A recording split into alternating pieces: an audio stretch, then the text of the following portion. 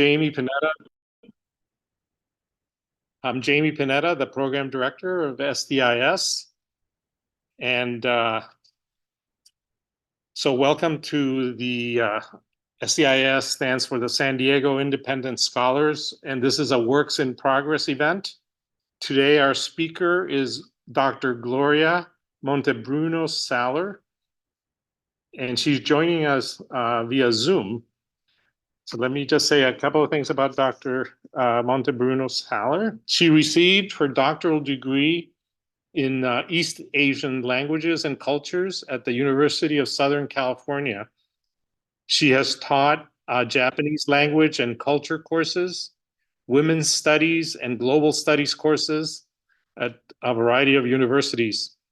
And she has been working on a book titled Japanese American Citizens as Survivors of the Hiroshima Atomic Bombing, which is the title of her talk, and also the basis for her presentation today. So I will turn it over to Dr. Montebruno Saller. Thank you, Jamie. Thank you, SDIS, the San Diego Independent Scholars. Thank you for this opportunity. I presented on this particular topic in the past versus San Diego Independent Scholars, but it wasn't a work in progress yet. Now it is a work in progress, and I'm glad to be able to give some kind of updates, especially to the people that have been asking repeatedly about what's happening with my book. So before I get started, let me give you a little background on how I got here. And my story starts, and this book starts taking shape a long time ago, meaning in about 2014, 2015. And 2015 was the first time that I had the opportunity to meet with the current president of the American Society of Hiroshima and Nagasaki A-bomb survivors, which is Mr. Junji Sarashina. I was by then investigating research in the life of atomic bomb survivors in Japan, and I did not know about the existence and the presence of American citizens of Japanese descent that were in Hiroshima during World War II and during the atomic bombing. So my relationship with the American Society of Hiroshima and Nagasaki A-bomb survivors dates back to 2015.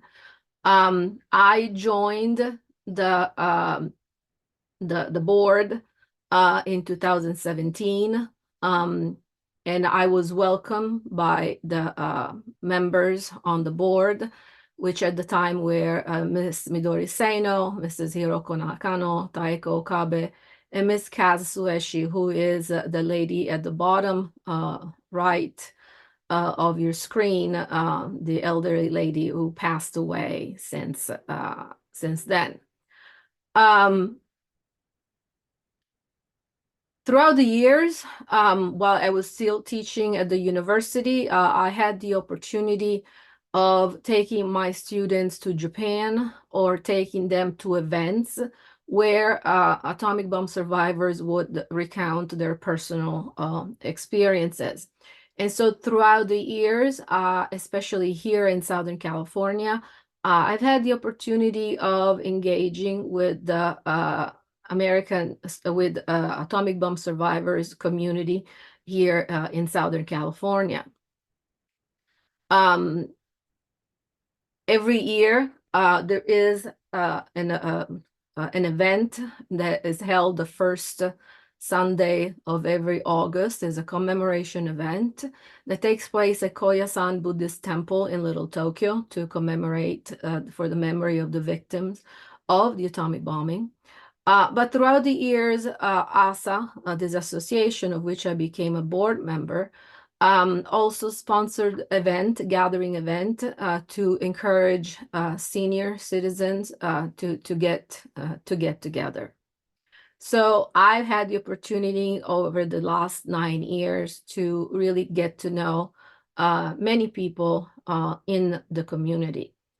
Um, in May 2018 was one of the many times that I traveled to Hiroshima to gather information about the Japanese American kids that used to live in Hiroshima during World War II.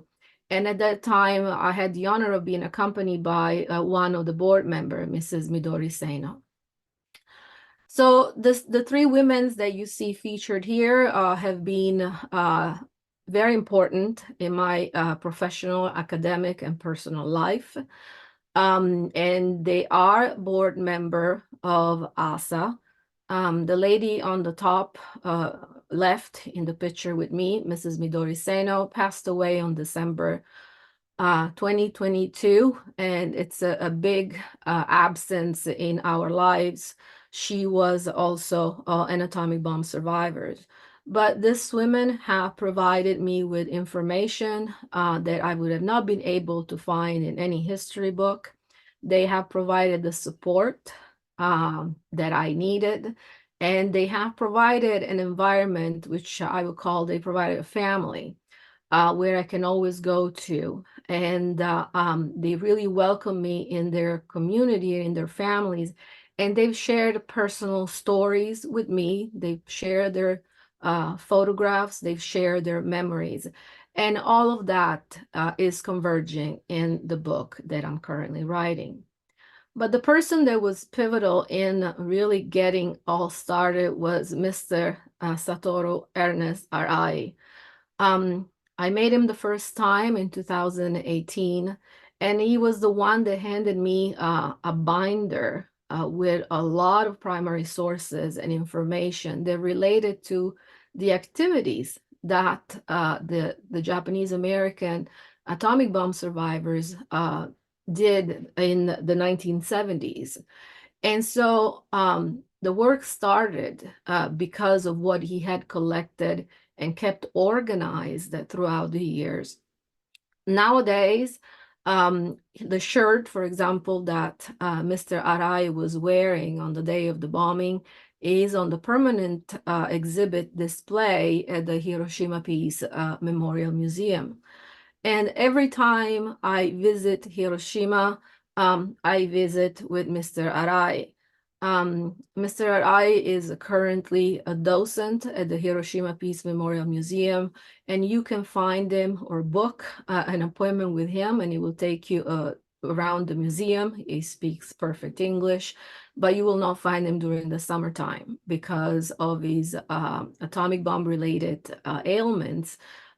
He cannot, his lungs were very affected, so it's very difficult for him to function in summertime. And summertimes in Japan are some of the worst time that I've experienced in my life as far as heat and humidity is concerned.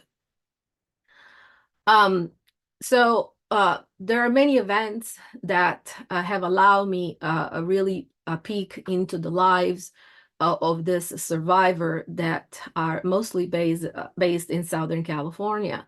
And of course, because of location, they are the one that have had the possibility to work with the most.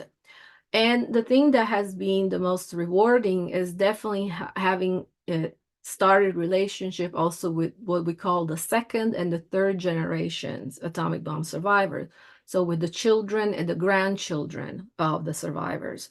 So these pictures in particular are very dear to me because they represent almost 3 generations of individuals that they've known each other for a lifetime.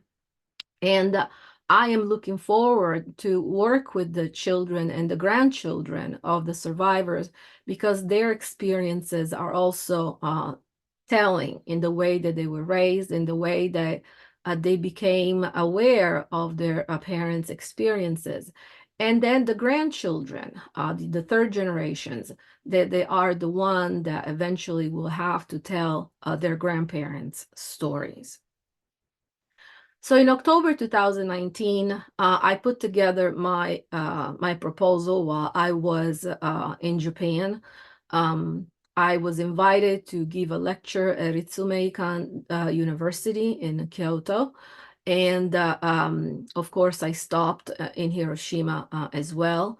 But the book proposal that I submitted to Routledge was really written between Tokyo, Hiroshima, and Kyoto. And it took shape mostly in the middle of the night while I was gathering my thoughts. And so that's what I'm here for today. So I submitted the proposal in January 2020. So I wrote the book proposal in 2019. I had already got in touch with the publisher. The publisher was interested. Um, and so I submitted a proposal in January 2020. The proposal was accepted in April 2020. And of course, pay attention to the dates because most of the challenges that there are linked to this project is because everything happened in 2020. Um, in May 2020, I was supposed to be traveling to Hawaii to interview atomic bomb survivors that were residing on the islands, on the different islands of Hawaii. But because something called COVID happened, I couldn't do that. So the first big challenge to this project was that the interviews with all the survivors that I had arranged for uh, were canceled, and not all of them had Zoom technology or had availability to Zoom technology to conduct the interviews over Zoom. It became also extremely difficult for me to obtain material from libraries because nobody was working in the library. We couldn't go to the libraries. Email sent to library special collections. There was nobody there. Nobody was answering emails. It took me a long time to be able to secure some primary sources, especially there were government documents that had not been digitized yet. We know now that 2020 and 2021 was spent by library personnel to digitize a lot of material. And that was great because I finally had access to that in 2021. But the fact that I couldn't access this material really hindered my writing process. And it became very frustrating at a certain point. So I found myself always putting the writing of the book on hold. And because of that, what had happened is that I had accumulated so much material as far as primary sources were concerned that in between, I was able to write another book, which is called The Atomic Bomb Survivors in North America, The Untold Story. And that book really took shape out of nowhere. But once I put it together, once I consulted with colleagues in the field, I realized that I had what we will call today a primer, like an introduction to this topic. And it took me a while to find a publisher for this book, but it's now under it's being considered for publication, and I'm hoping that it will be coming out in 2024, so ahead of time, so that people can really have access to this information before the second book comes out. And this book will be really in preparation of what I present in the book that will be published by Routledge. The third challenge, and I guess I could spend more than just an hour and a half here, are the personal disruptions, or when life gets in the way of everything else. And for those of you that have experience with the writing books, or working in general, life happens, things happen, people happen, events happen. And personal disruptions have been, especially since COVID, have impacted this project enormously. And what I count also as personal disruptions and is the fact that some of the survivors that I was working with passed away. And so some of them I was in the middle of interviewing. Others I had not had the chance to even meet with them, so I never had the possibility to get their testimonies. And then other ones have aged considerably over the years, and in the past 4 years have developed cognitive issues that prevents me from engaging in conversations with them. And even though I have a relationship with the children, of course, they don't feel comfortable in sharing their parents' experiences, and some of the children don't even know their parents' experiences.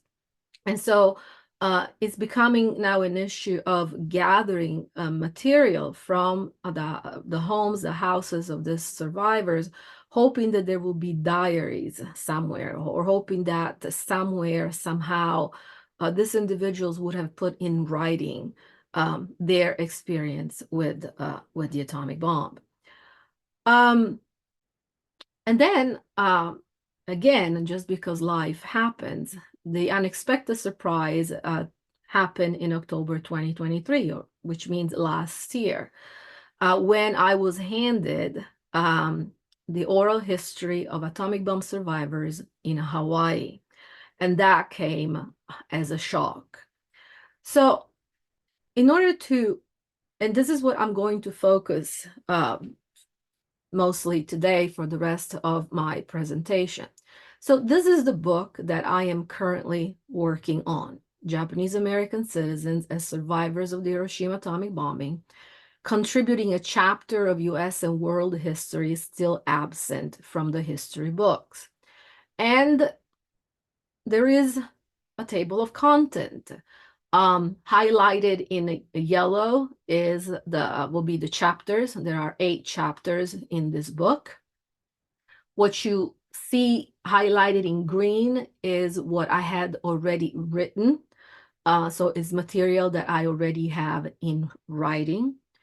What you see in red, it's material that I'm going to have to revise and expand based on the information that I am obtaining from this oral history of atomic bomb survivors on the islands of Hawaii. So what happened? It happened that in October 2023, the Hiroshima Prefecture Medical Association conducted a medical expedition to Hawaii. This medical expedition takes place every 2 years, and they've taken place since 1977, where a group of doctors from Japan are sent to North America, South America, and other parts of the world to conduct a medical examination on atomic bomb survivors. They are not Japanese, not necessarily Japanese citizens. Starting in 1977, the rules have changed throughout the years. But what happened is that because of COVID, the medical expedition were disrupted. And so the last time that the doctors had visited both Southern California and the island of Hawaii was in 2019. So in 2022, the doctors came to Southern California for the first time after COVID. And in October 2023, they went to Hawaii. So I was asked if I'd be interested in attending this medical examinations just as an observer. I was not allowed into the rooms, but I was allowed in the waiting rooms. And so I could talk to the survivors if they were willing to engage in conversations with me or their children and grandchildren. The first person that welcomed me was Dr. Matsumura Makoto, who was the head of the expedition. And Dr. Matsumura has been always very forward and always open in sharing information about the current state of these medical examinations that have been taking place since 1977. So he did meet with me, and so he shared a couple of slides with me that represented the most current data that he had as of October 2023. So the average age of an atomic bomb survivors living abroad may be over 80 years old. 18% of them live in the United States and 75% live in Korea. The percentages of people who are hospitalized or outpatient and people who need long-term care in the US are lower than those in Japan, Korea, and Brazil. The reason, of course, for the 75% in Korea is due, of course, because of the presence of Korean people in the city of Hiroshima and Nagasaki in great numbers. There are when I talk about American citizens of Japanese descent that were in Hiroshima during World War II, I talk about people that were not military personnel. So we do know that there were military personnel and there were U.S. servicemen, for example, in Nagasaki as prisoner of war. But my focus is on non-military personnel, on civilians, and most specifically on children, teenagers, men and women that became of age, which means they turned 21 before 1945 or after 1945, because that did impact their ability to return to the United States at the end of World War II. So it was Mrs. May Oda that handed to me 657 pages of oral history. And if you are an historian, if you are a sociologist, if you are an anthropologist, if you do research, if you are in this profession, you know that being handed to you something like this, it's really a treasure. And so I think that I hugged this packet of material very tightly when it was handed to me. And I held on to it on the plane on the way back to the United States. And I couldn't wait to start reading it and to get out the information that I might have needed for the writing of my book. But let me give you a little bit of information on this project because Mrs. May Oda shared all of that with me. So in the early 1980s, the information that was gathered in this oral history is the product of a project that was funded by the Hawaii Committee for the Humanities. And the project title was Hibakusha, Nuclear Victim in Hawaii. The time frame for the project was March 1st, 1983 and February 28, 1984. Sponsors for this project were the Hawaii Support Group of the Committee of Atomic Bomb Survivors in the United States. And the project's co-sponsors was the Hawaii chapter, the Committee of Atomic Bomb Survivors in the United States, the Japanese Women's Society of Honolulu, the American Friends Service Committee for the Hawaii area.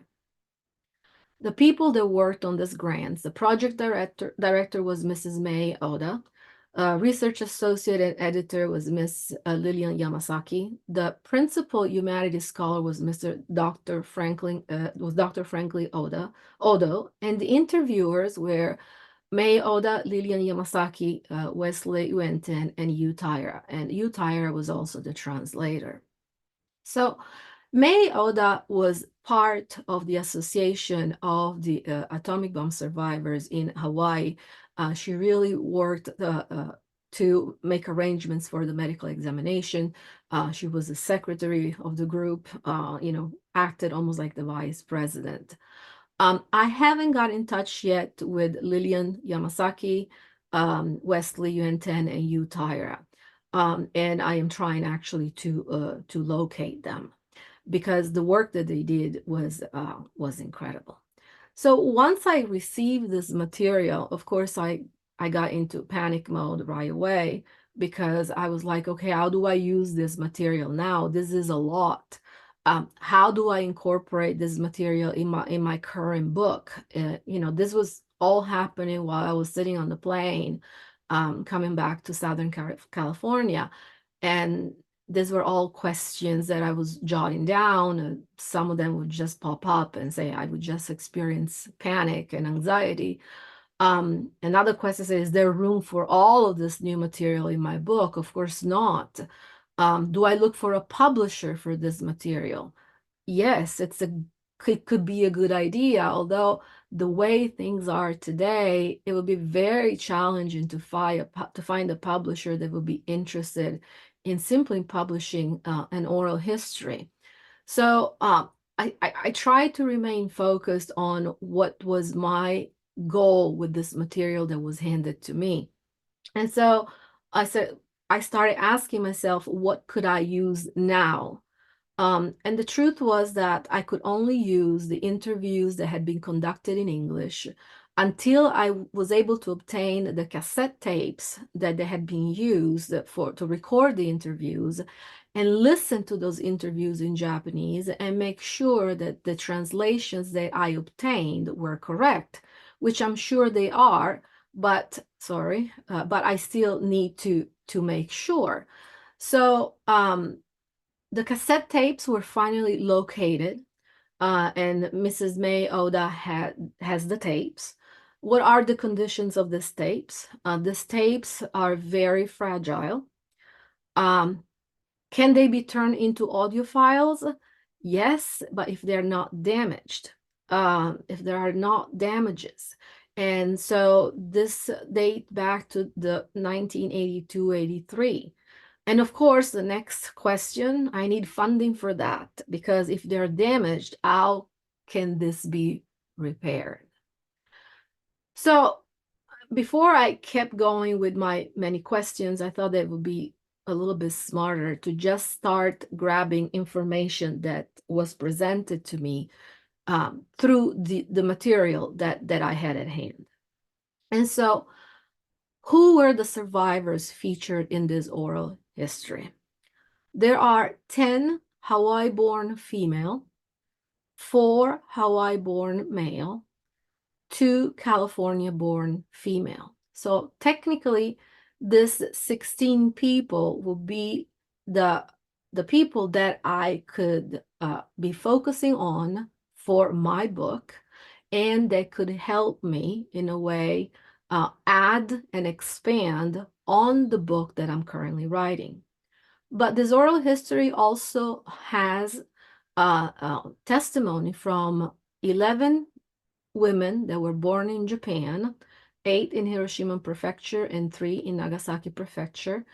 And they found themselves on the island of Hawaii because they married Japanese American citizens or American GIs after the war, and 1 Japan-born male.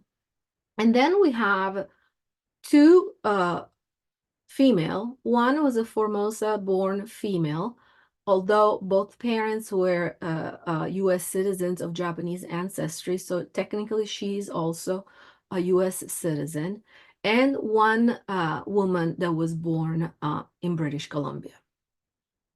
So I started organizing the information, and what I also realized is that not all the people involved in this project wanted their name to be made public. So, for example, FA at the beginning on top of the slide, FA convey her story on page 1 and 30 of this oral history. She was born in Honolulu. I have a date of birth as of November 4th, 1926. She returned to Hawaii in 1949. At the time of the interview, she lived in Maui, and the interview was conducted in English. So I started gathering this information in order to see, to get just some basic information about this individual. And of course, I had to mark which one was, they were born in the United States, which ones were conducted in Japanese. And more questions, of course, kept popping up. So what do? Do I pick the narratives from some Japanese American survivors and convey their stories? How do I do this? Maybe I should keep the following questions in mind. For example, how do they challenge what I have so far in the context of life experiences with the atomic bomb? What do they add to what I have so far in my narrative? How can I incorporate these narratives in my book without disrupting the table of content? Because I cannot make changes to the table of content. The table of content was already approved by the publisher, so I can't make that kind of change. Are there lessons learned that do not appear anywhere else? But most importantly, how do these narratives differ from survivors' narratives they are from the mainland of the United States? And what I came to realize is that I could start with some of the names that I knew and that I was familiar with. So, for example, Izumi Hirano. Mr. Hirano is the president of the American Society of Hiroshima and Nagasaki Atomic Bomb Survivors, the Hawaii chapter.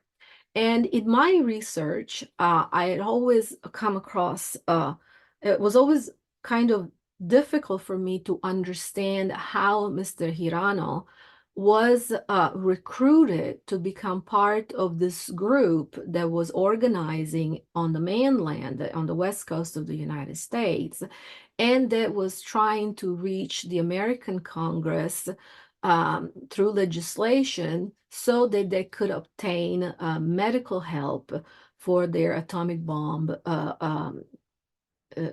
injuries. And in a way, I found the answers in this oral history. So Mr. Hirano was born in Hilo on February 25th, 1929. When he was 3, he moved to Hiroshima with his family, mom and dad, one younger brother and one older sister. In 1945, he was attending the Hiroshima Technical College, studying mechanical engineering. He was in class on the day that the bomb was dropped, and the right side of his face was pierced with glass shards. His father was killed by a large piece of glass that punctured his lung.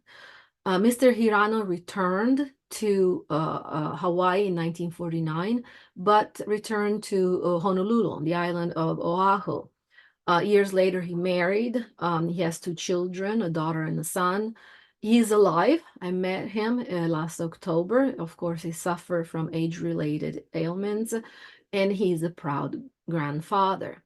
So Mr. Hirano became involved with the group from the mainland to obtain that was asking for some kind of medical benefits from the American government, because he had a connection with Mr. Kanji Kuramoto, who was the representative of the Atomic Bomb Association in Northern California, and with Kaz Sueshi, who was the representative of the same group, but for Southern California.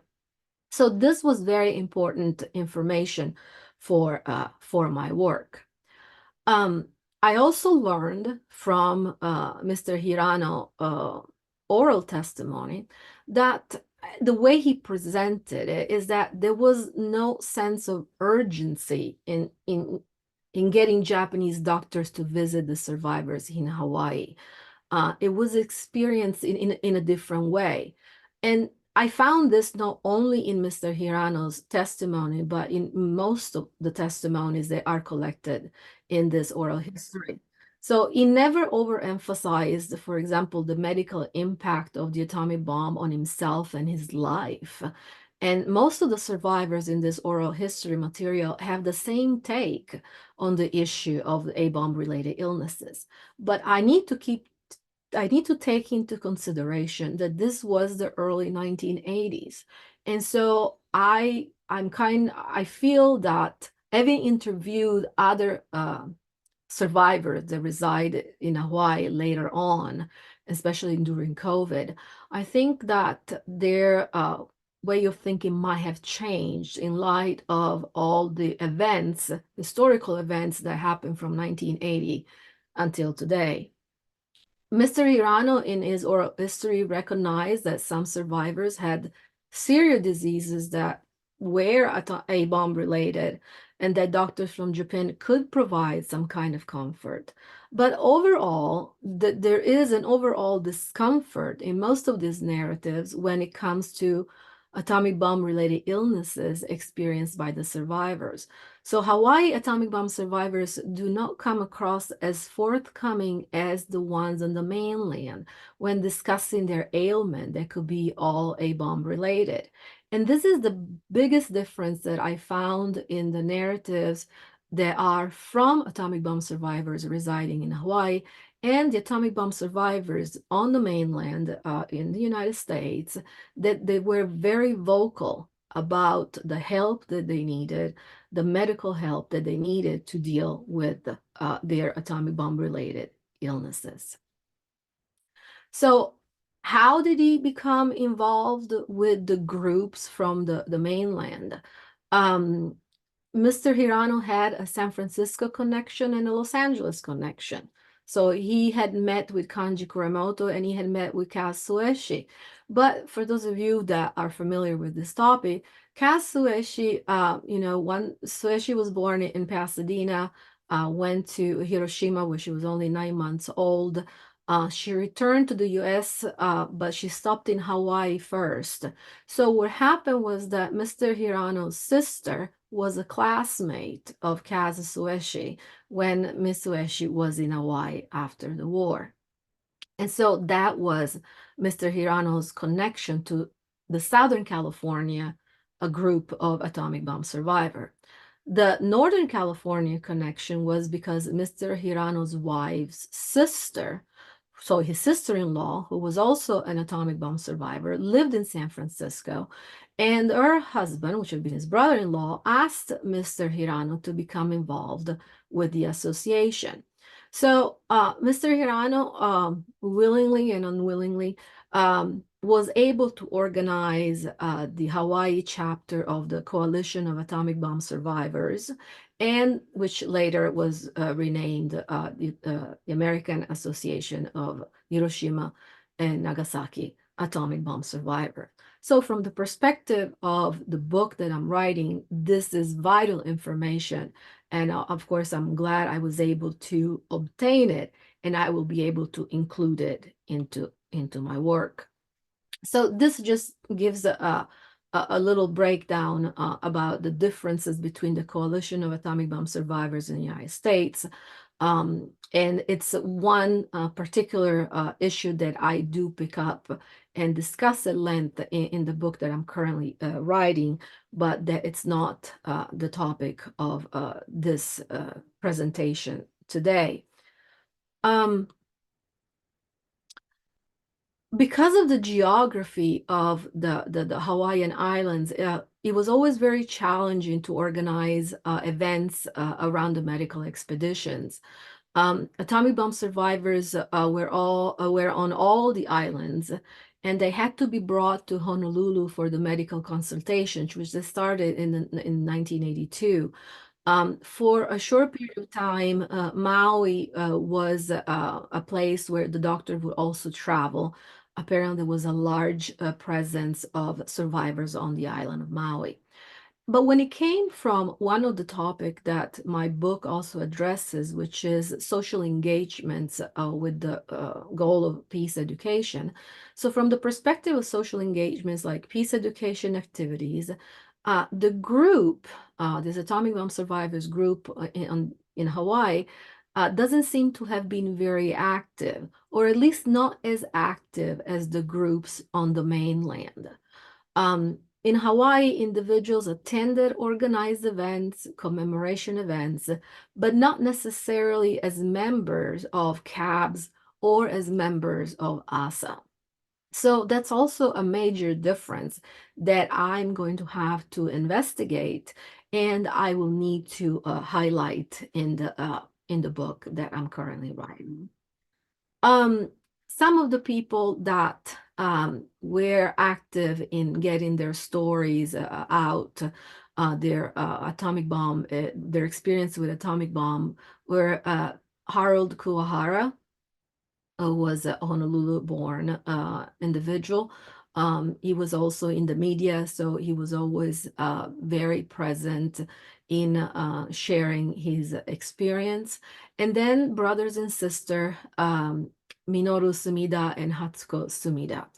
I have obtained a large quantity, large material about Hawaiian press that feature the stories of atomic bomb survivors.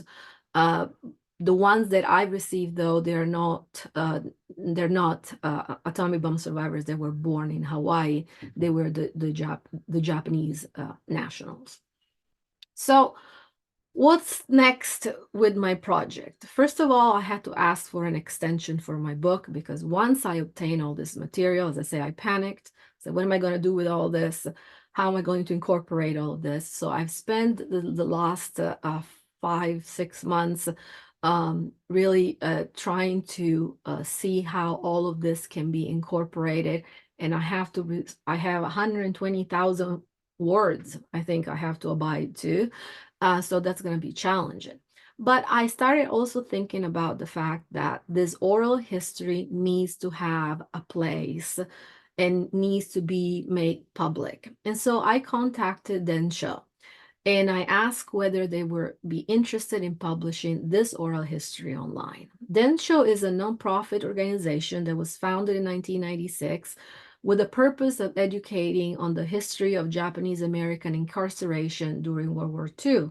However, the current leadership at Densho is interested in exploring the possibility of documenting the history of Japanese American A-bomb survivors and have it available on their website, which is densho.org. So they are interested in this project, and they say that they will help with looking for upcoming grants in order that we can work in turning the cassette tapes into audio files, create a place on the Densho website where the history of Japanese American atomic bomb survivors can be featured, host lectures on this topic in order to attract a wider audience on this topic, and thus contribute a chapter of American history, which is still absent from the history books. What is next for me? Keep writing my manuscript, which now has a deadline of April 2025. Utilize, of course, some of the material from this oral history and include it in my manuscript. Travel to Hawaii, the Big Island, to assess the quantity of primary sources available on the history of atomic bomb survivors in Hawaii. And Mrs. May Oda seems to be the person that had most of the material. I had planned to visit her sometime this coming May, but unfortunately I had to make different arrangements. So I'm hoping to be able to get there in the fall. When Mr. Hirano's wife passed, Mr. Hirano moved from his house to a smaller apartment, and he donated all of his A-bomb material, I believe, to the Japanese Cultural Center of Hawaii. And I did receive copies of some of that material that they have in the archives, but I still need to visit in person to see what they have, as they have not digitized all the material.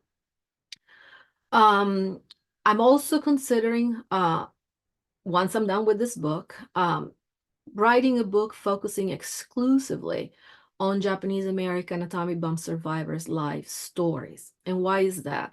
Because there are many books in Japanese language that convey the life stories of A-bomb survivors from Hiroshima and Nagasaki, and some are available in English translation.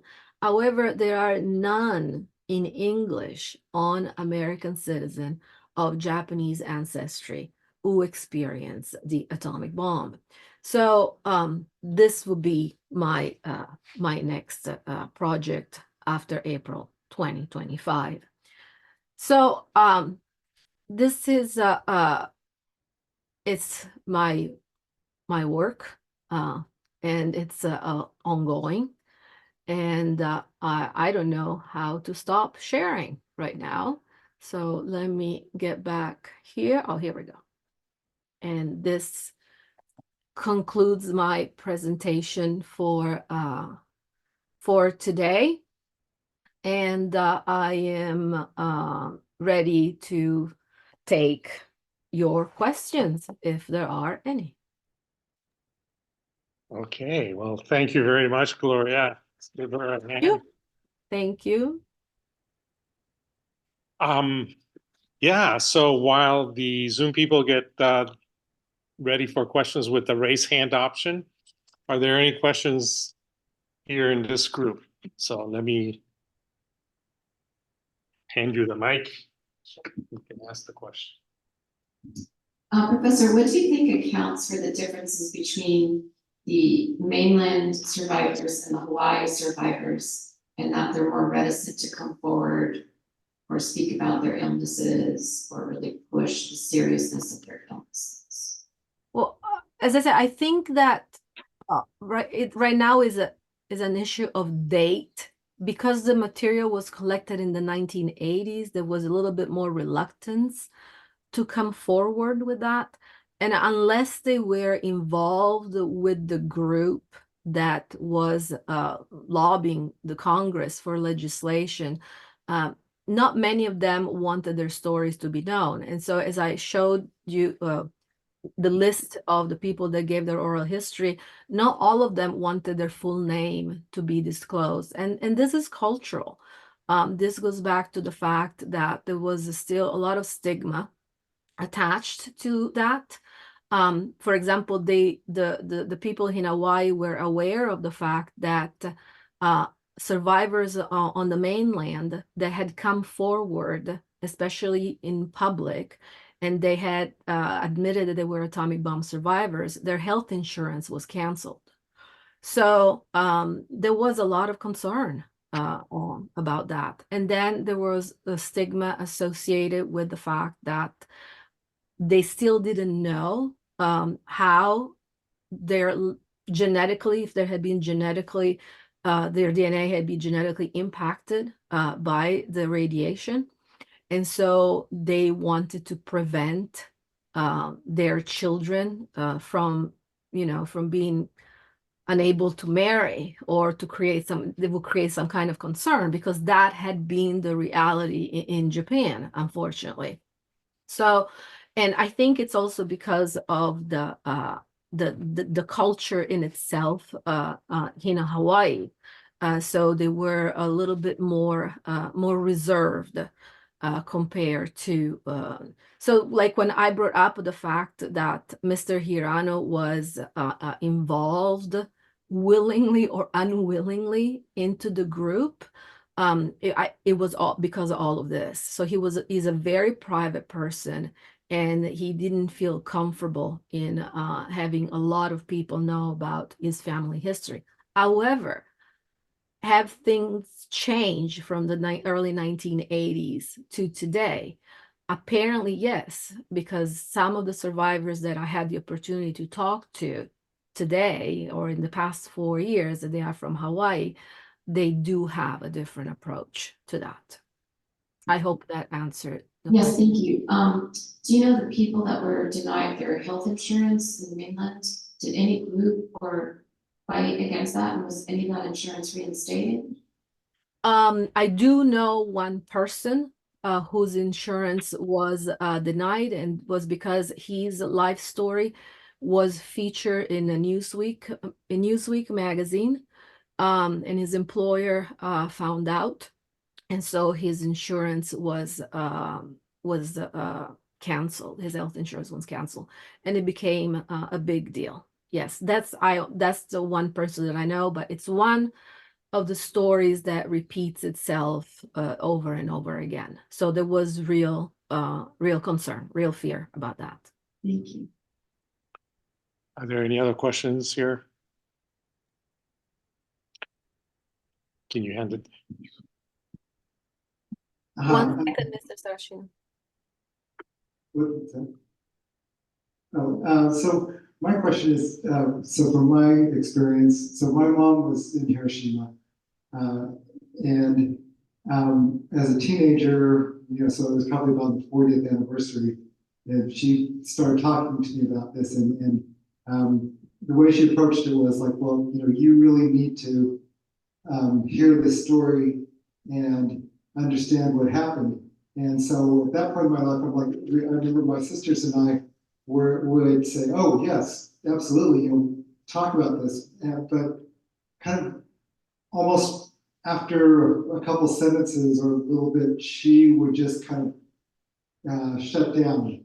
And it was very hard for her to talk about this. And I've talked to my cousins about this with their parent, with my other cousin with his dad. And his story was that when he asked his dad about the experience, his dad just simply said, there are some things in life that you shouldn't have to talk about. And so I wanted to get your insights on how you were able to kind of get past a lot of those walls.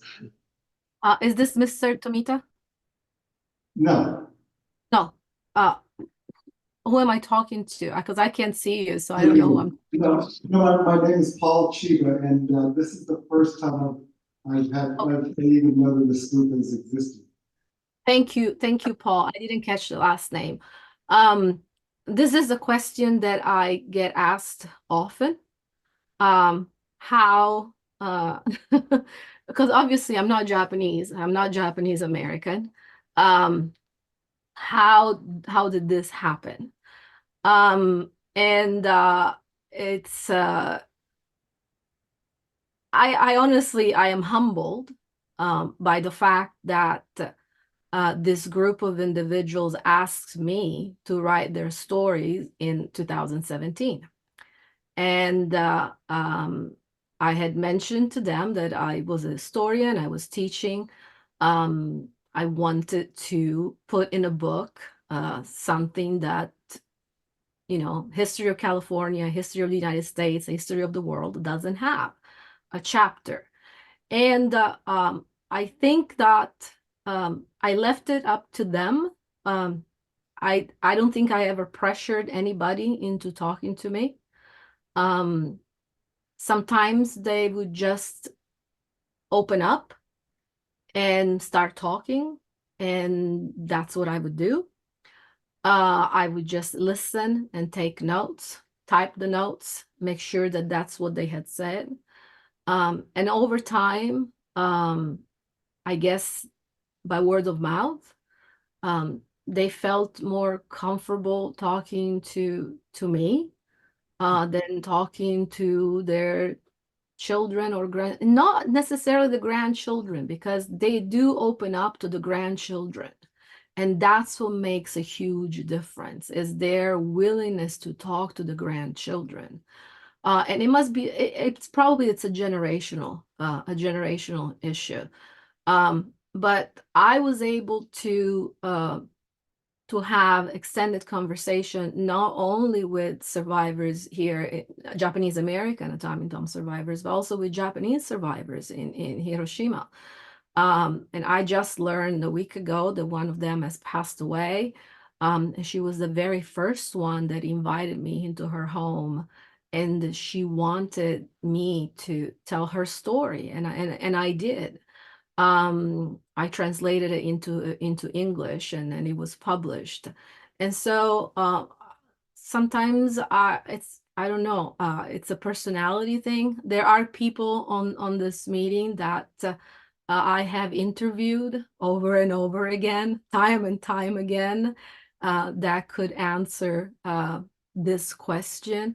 But I know for a fact, having worked with this association for 9 years now, is when people contact us and they would like to interview some of the survivors, when they push too hard, disregarding the fact that these individuals are older now and tired now, they don't take that into consideration.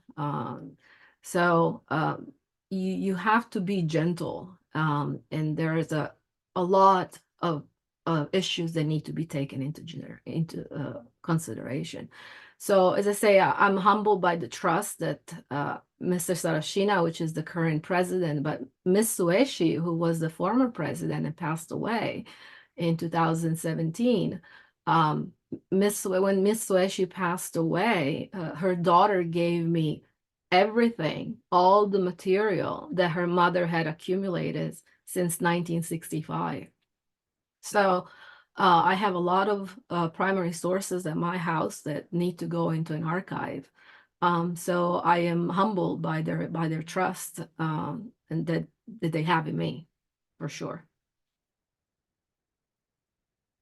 Do we have any questions in Zoom? This is, I need to turn off my, could you mute, please? Okay, this is Dorothy Parker. And I have two announcements. One is that you, Oops. mine is off. I can't mute my, oh, I see, mute myself. Yeah.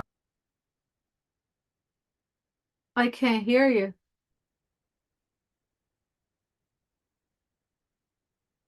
Okay, now so try it again. This is Dorothy Parker. Okay. I have two announcements. One is that this is being recorded. And if you would like to have a copy of the recording or other information about the San Diego Independent Scholars, please send send them, put something in the chat box or send an email to SDIS. That's San Diego Independent Scholars, which is SDIS ASK.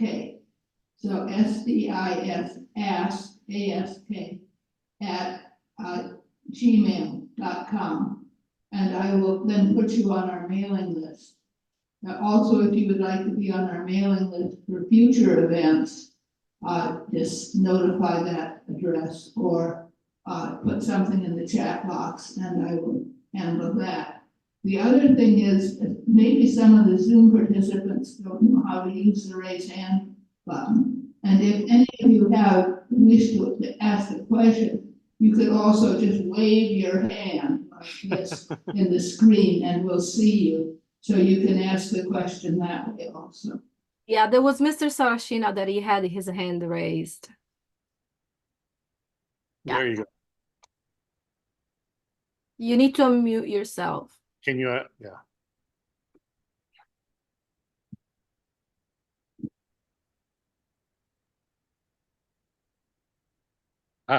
I'm still not hearing you. No, it's not unmuted yet. Hang on. Dorothy, can you unmute? No.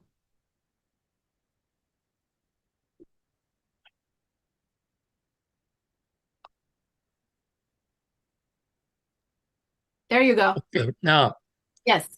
my name is Junji Sarashina, ASA president.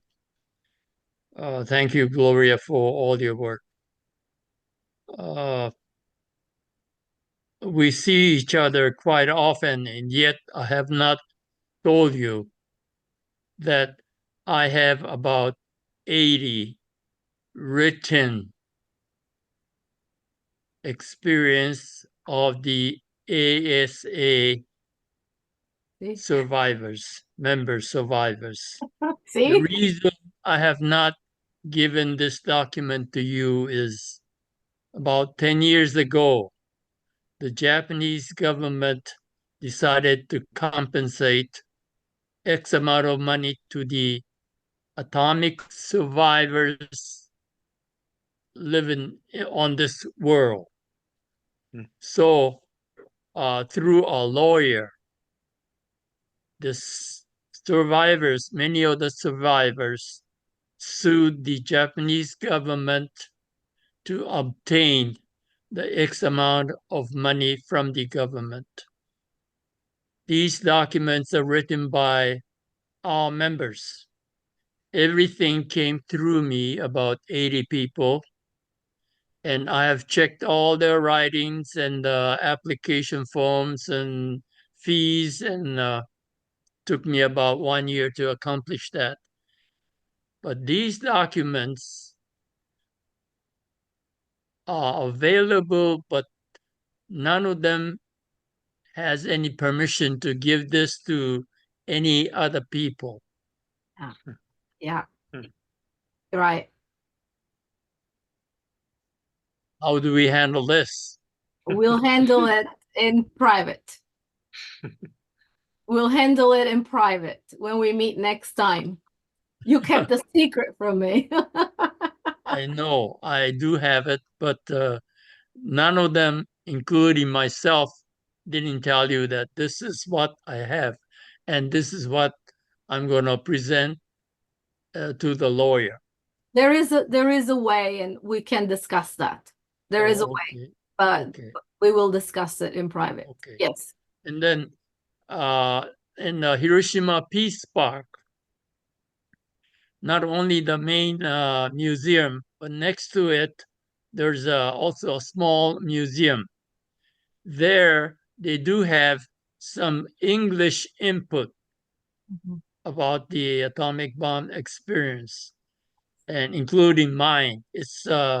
I have a Japanese version, and also the English version. Mhm. So it is available. Not too many, but yes, it is available.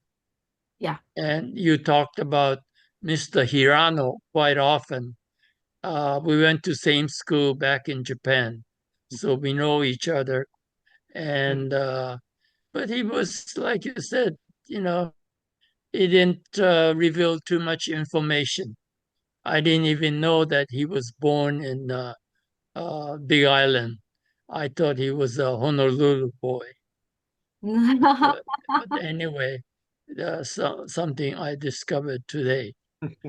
But yeah, yeah. And Gloria, thank you for all your effort. That's a tremendous amount of work. Thank you. Appreciate it very much. Thank you. Jamie, there is a question in the chat. If you could type the SDIS email in the chat, please. Okay. Dorothy, do you want to do that? Any other questions from the Zoom? Oh, okay. You have some more. One little thing. The lady sits over here, Taeko Okabe. Yes. Raise your hand, Taeko-san. She's Oh, very geez. quiet, but her mother is the one started the atomic bomb survivors in United States. She was the first person to organize the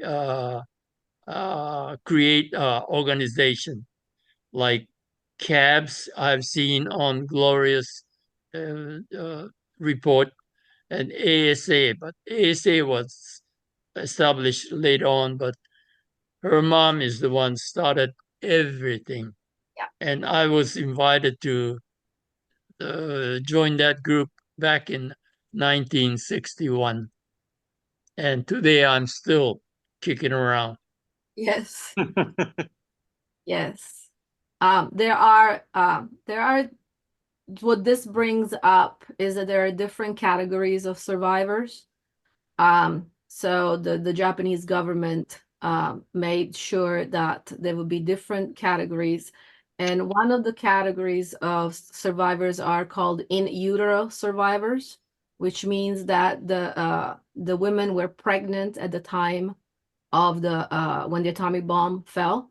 So the babies in utero are considered survivors as well. And Mrs. Taeko Okabe is an in utero survivor. So she doesn't have knowledge, experience with it, but she still qualifies as an atomic bomb survivor. And they are the one that today they're in their 70s, and mid 70s, of course, and they are the one that try to keep their family legacy and continue to tell the stories. Yeah. Any other questions? We have a question here in Yes. the audience. Hiroko Nakano also, She left. she's someplace survivor. Yeah, she left. She left. Left. Yeah. And Oh, Takako Augustusson is also a survivor. Oh, Yeah. yeah. And so we have all the board members. Daryl Miho is in there too.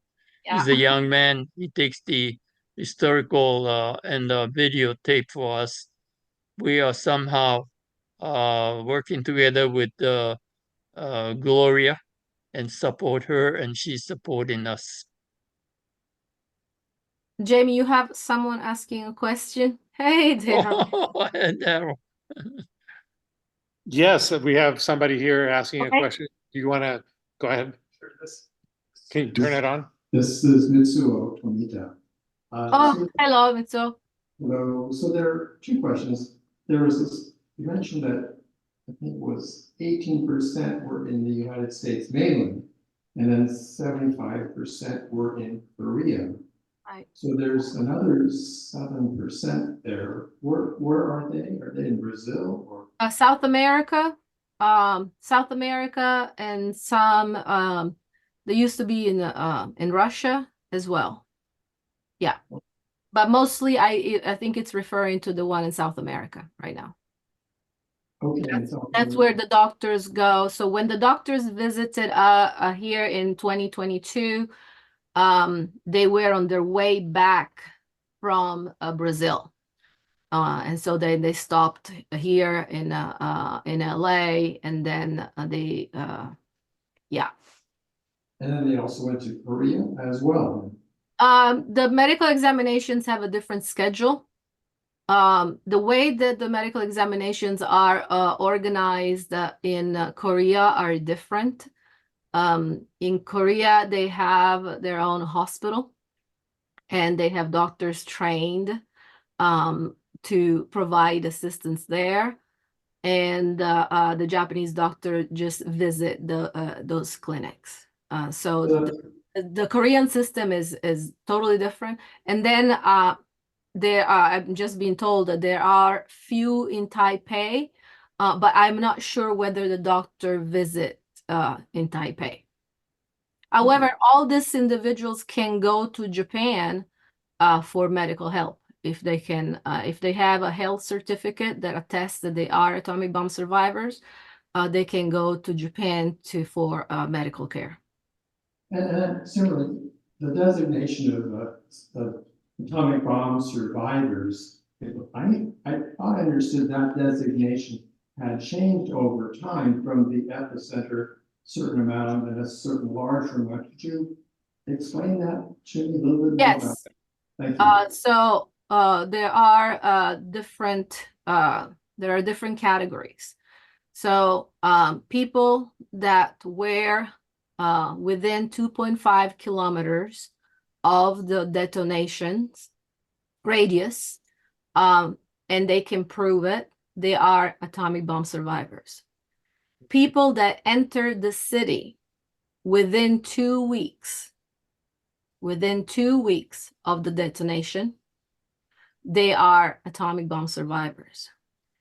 People that were not in the city, but they handled the corpses that had to be cremated, or that they handled material that had to be removed, that was removed from out to the outside city and it was irradiated, they are atomic bomb survivors. And in utero survivors. So those children, babies that were in utero, the mothers were pregnant on August 6th and on August 9, 1945, they also qualify as atomic bomb survivors. Recently, and I think it was last year, legislation passed that people that were affected by the black rain, so they were not in the city, they were beyond the 2.5-kilometer radius of the impact, of the bomb impact, but in the evening hours were affected by the black rain that fell on the city, which was irradiated rain. They qualified as atomic bomb survivor. That's the latest.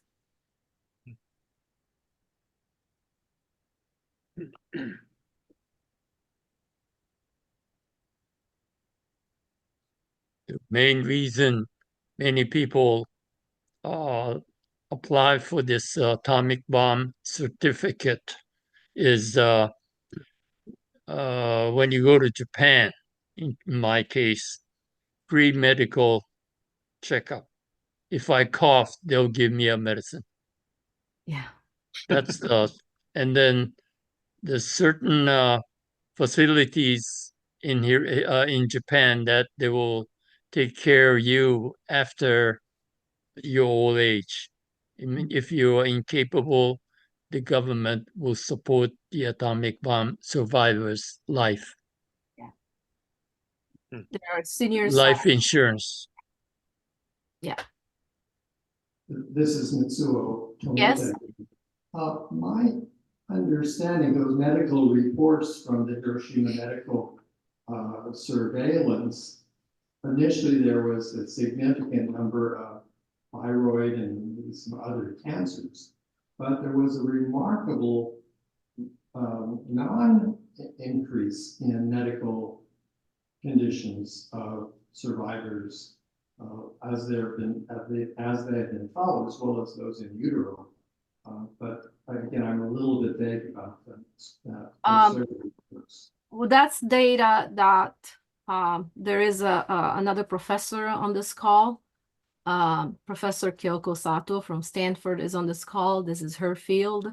The Radiation Effect Research Foundation, which originally was the Atomic Bomb Casualty Commission, was the one in charge of collecting data from the survivors. And all that data is made available through their website, the Radiation Effect Research Foundation. Although it's true that all the people that experience atomic bomb radiation sickness in the immediate days after the bombing, not all of them developed cancer, but the numbers are all out there. We also need to keep in mind that the output, the radiation output from the Hiroshima bombing was very low, as the bomb detonated 600 feet above the city. And it was mostly to guarantee a wider damage more than had the bomb detonated on the ground, the health issues would have been catastrophic. But because it detonated up in the air, it, according to some, that's why things didn't happen. Then you have, and this, Kyoko, correct me if I'm wrong, then there is the issue of the gamma particles that attach themselves to the bones, and they seem to come back to life only 30, 40 years after they've been inhaled. So if an illness, a radiation related illness does develop, it will be 30, 40 years after that. And as I say, the Radiation Effect Research Foundation on his website puts all this data available out there. And it's data that has helped actually in understanding the Chernobyl disaster and Fukushima Daiichi nuclear power plant disaster, the 3 Mile Islands disaster. So the RAD, the unit that was really released by the Hiroshima atomic bomb was small, but still enough, plenty to have caused serious illnesses to some people.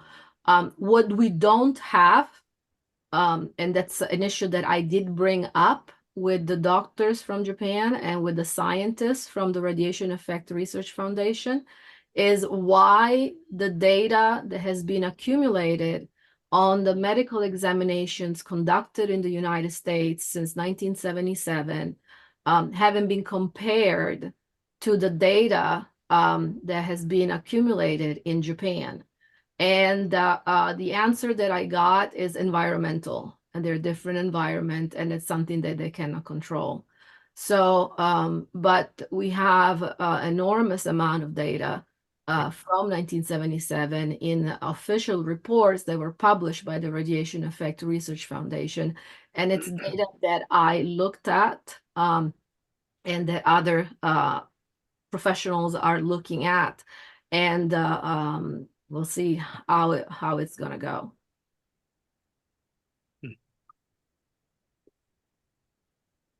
Gloria, I had a question. Has the US government offered any compensation to these American citizens who suffered these injuries, or has there been any attempts to do that? So there was legislation that was brought forward in the 1970s, and the response that they received was as an act of war. So an act of war doesn't deserve any kind of compensation. So the issue was put to rest. It was brought forward to the California legislation and then to the legislation in DC. And on both occasions, it was shut down on grounds that today we will say they were racist grounds. Also because of the fact that most of the people that were in attendance at those official hearings didn't really understand the difference between American citizen of Japanese descent. Mr. Sarashina, your volume is on. They didn't understand the difference between a Japanese American citizen of Japanese I'm on the descent Zoom meeting. Call me later. and Goodbye. Japanese Call me nationals. 1 hour. You're unmuted, Mr. Sarashina. We heard you. But so there are, and those were the two pieces of legislation that documents that I tried very hard to obtain copies during COVID. And it took a long time to get hold of librarians that were willing to go into the archives, make copies, and send those to me. It took a long time. Yeah. And it's interesting to read so this material is all collected in the book that should be coming out at the end of this year, because I wanted all those documents be available in one place.